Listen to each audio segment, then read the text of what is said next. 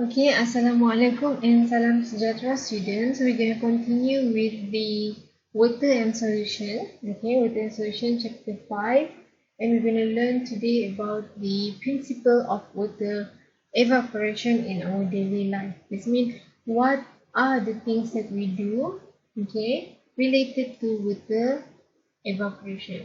Okay, so when you look here, we have number one, drying clothes. So when you dry your clothes, it uses the principle of water evaporation.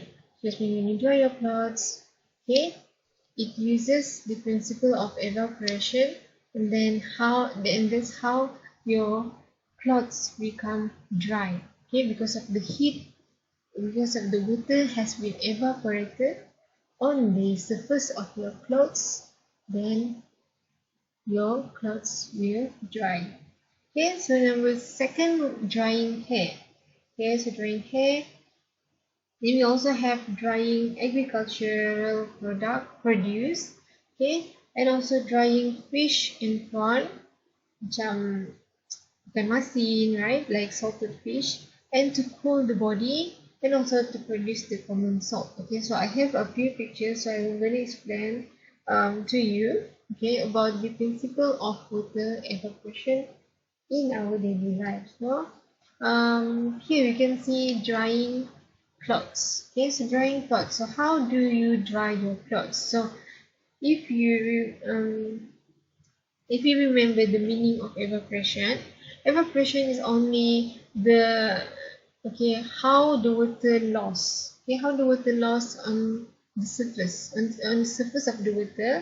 How did the water loss through layers on the surface of the water? So for example, if you have clouds here and it's damp, it's have water. Okay, water on the surface of the clouds.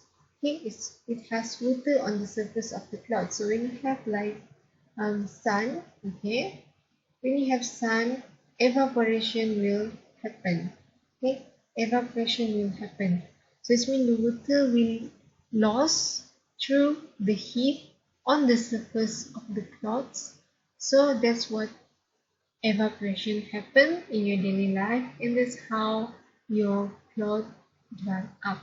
Jadi bila ada air dekat permukaan baju tu, bila ada matahari, dia panas, jadi dia pun tersejat. Evaporated, dia akan tersejat, and that's how kamu punya baju pun jadi kering. Okay? And we have here the second picture here is in the saloon, and how the hairdresser or hairstylist he using hair dryer to dry up this woman's hair. Okay, so this is using the evaporation process of evaporation or principle of evaporation. So this means on the surface of her hair we have water droplets. Okay, we have water droplets, and this is how her hair is damp, really how her hair is wet. So when this man using the hair dryer, this means it dries up the water on the surface. Okay, evaporation only happen on the surface. Okay, so it dries up the water on the surface of the hair.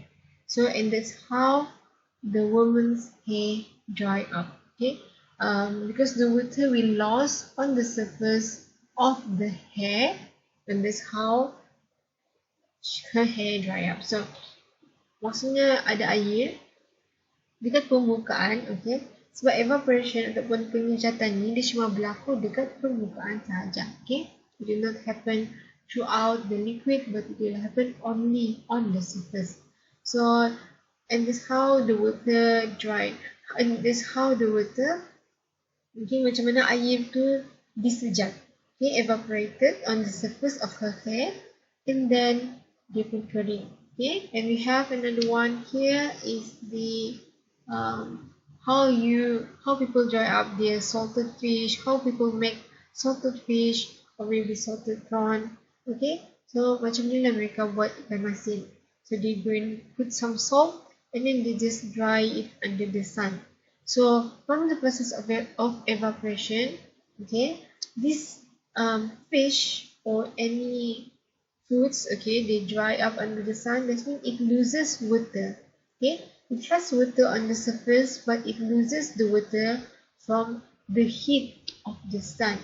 Okay, so maksudnya bila ada cahaya matahari, air dekat permukaan ikan ni, okay, dia akan hilang, dia akan tersejat, dia akan evaporated. Okay, the water on the surface of the fish will be evaporated, and that's how they produce salted fish. That's how why salted fish are so dry.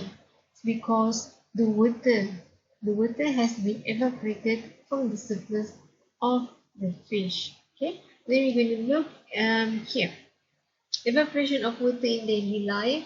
Okay, for example here, when someone sweats. Okay, so when someone sweats, is this is the process of how human cool themselves, not themselves, cool ourselves. Okay, so when there is a high temperature, for example in your environment, so when you go to the gym, for example, or when you pergi rentas desa, pergi sukan, right? So when you do all these workouts and everything, your body gonna heat up. So they can panas, maybe because of the environment, or maybe because of the activity that you are doing. So your body need to cool down. Okay, you need to cool off. Okay, so so for example, if you have like a really high degree temperature and you want to cool off into maybe a lower degree temperature, um, your body will start to produce sweat. Okay, your body will start to produce sweat. So from where we get all this sweat is actually from the water inside your body. Our body are made up of 70% of water, so that's how we sweat. Okay, so we produce water, and then from the process of evaporation, then our body will cool off. Okay, like how here, remember, sweat that drip off your body can't keep you cool. Sweat has to evaporate from your skin to cool you off. So this means only the process of evaporation, only the process of losing this water on your skin will cool off your body. Okay, jadi hanya evaporation sahaja ataupun penyejatan. Kalau air ni hilang dekat permukaan kulit kamu, barulah kamu akan jadi sejuk. Okay, and then we have here the last one is the application of making salt from seawater. Okay, kamu buat garam daripada air laut. Okay, so for example, when you have like a seawater, so we know it's have water, right? Seawater, jadi mestilah dia ada air. Okay, so the process of evaporation, you losing the water on the surface. So bila kamu losing water on the surface, what left in the seawater is only salt. So for example, if we have like, this is the sea. Okay, so we know inside the sea we have water, we have also salt. Okay, and that's why when you go to the beach, when you swim in the beach, and when you swim in the water, in the sea, if maybe you ever drink one, maybe a drop or a few drops, okay, you're gonna taste that the water feel salty.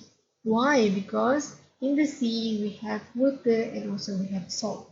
So for example, if we have a process of evaporation, okay, we just put them under the sun, or we heat them up, the water, what's left is the process of evaporation, you will lose water. So you're going to lose this water, and what left is only the salt. Okay, so for example, you have this sea water, and then you just heat them up with the sun, or maybe other process. Okay, other process of making the water reduce in amount. So what's left is only the salt. So you know here in the salt water we have water and we have also salt. Okay, this is salt, and also salt. So what's left in the water after the process of evaporation is only salt.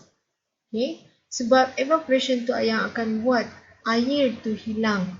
Okay, dalam air laut kita tahu ada air dan juga ada garam.